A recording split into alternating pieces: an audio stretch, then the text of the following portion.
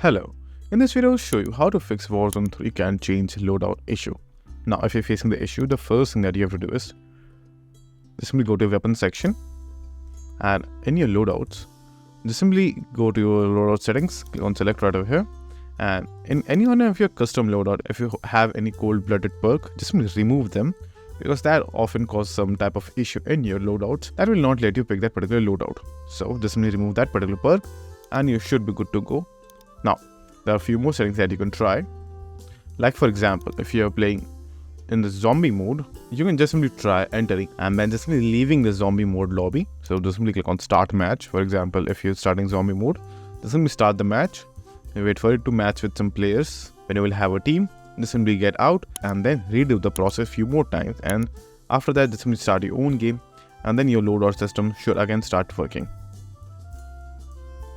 You can also turn on the free loadout option in the zombie mode in order to fix this issue as well. The next option that you can try is, if you are still facing the issue, go to your weapons and create an entirely new custom loadout. So click on select and then add a new custom loadout. Then just simply add whatever stuff you want to add in your custom loadout and then use this as your main custom loadout, or just simply remove any of the previous custom loadouts that you've already created and then create them from scratch again, and that will again help you fix the issue.